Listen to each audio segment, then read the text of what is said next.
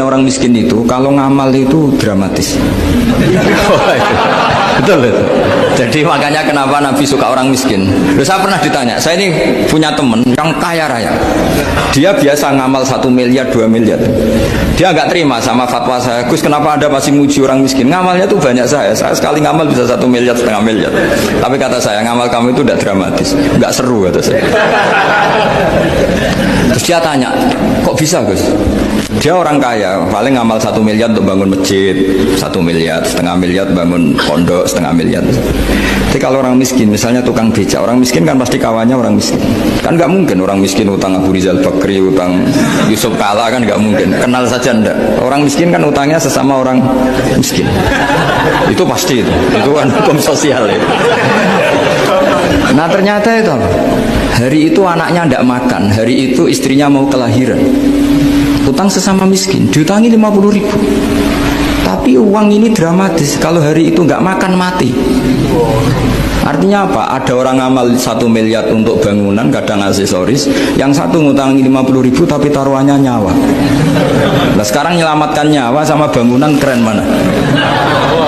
Maka berbahagialah orang miskin, karena komunitas mereka ini utang piutang urusan apa? Nyawa. Jadi ini lebih dramatis ya, lebih dramatis, lebih keren. Loh, makanya utang piutang orang miskin itu paling diabadikan Quran karena lebih keren, lebih keren. Karena nyawa apa? Loh, saya ini kan termasuk kecil sudah kiai agak keren, sudah kiai agak mapan. Itu kalau orang-orang kaya nawarin saya paling Gus nggak ganti mobil, nggak ganti aksesoris mobil itu nggak keren.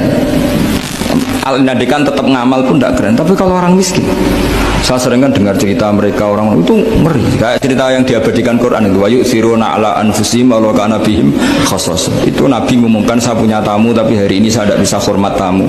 Ada sahabat yang usul saya, ya Rasulullah, perlu dicatat dulu di Arab tuh nggak ada warung, nggak ada GoFood, nggak bisa kamu pesen online terus, mana nanti delivery gitu nggak bisa. Nah terus akhirnya datang ke rumahnya, datang istri saya, ada makanan? Tidak ada hanya untuk jatahnya bayi.